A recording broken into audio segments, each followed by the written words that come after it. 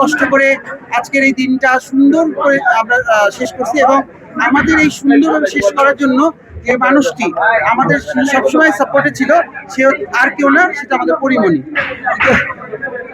So, আমি পরীকে একটা ক্রেডিট দিচ্ছি যে পরি এরকম তোমার ব্র্যান্ড এরকম ভালো ভালো কাজের সাথে থাকবে, আর আমরা অনেক ভালো ভালো কাজ ভবিষ্যতে দেখাতে পারবো। তো আই হোপ সনির বাকিটা বলতে পারবো।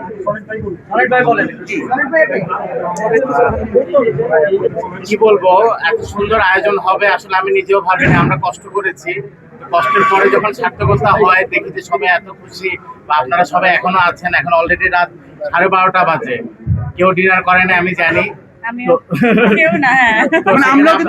আপনারা এখনো আছেন, এই জন্য অনেক অনেক থ্যাঙ্কস আপনাদের সবাইকে।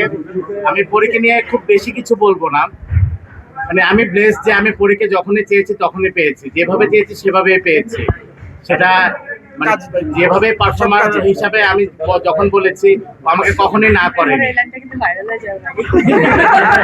তো পরীর বডি ব্র্যান্ডটা আমার মনে হয় প্রথম ফ্যাশন কেউ আমাদের একটা শোর মাধ্যমে হয়েছিল, একটা লাস্ট ইয়ারে ওয়েডিং কার্নিভালে। এরপরে ব্যাক টু ব্যাক বডির সাথে আসলে অনেকগুলো আমাদের কাজ করা হয়েছে। আজ একটা বিশেষ ভাবে আমরা বডি পেয়েছি, এবং মনে হয় যে পরীর প্রথম ফ্যাশন শো আমাদের ঢাকা ফ্যাশন ডে, ও মাই গড, তখনকার পরী আর আজকের পরীর হাঁটার ভিতরে আমি তো আকাশ পাতাল পার্থক্য। এখন পরী অনেক কনফিডেন্ট হাঁটার ব্যাপারে। ভাই আমি শুরু থেকে যেভাবে হাঁটি আমার মনে হয় এরকমই হেঁটে হেঁটে মরে যাবো। আমি একরকম ভাবেই হাঁটি সত্যি। আমি হাঁটা একটাই শিখেছি, আজকে আমাদের র্যাম্প ওয়ার্ক, আমি র্যাম্পের হাঁটাটা আসলে অনেক ডিফিকাল্ট, অনেক অনেক অনেক কনফিডেন্টের ব্যাপার, অনেক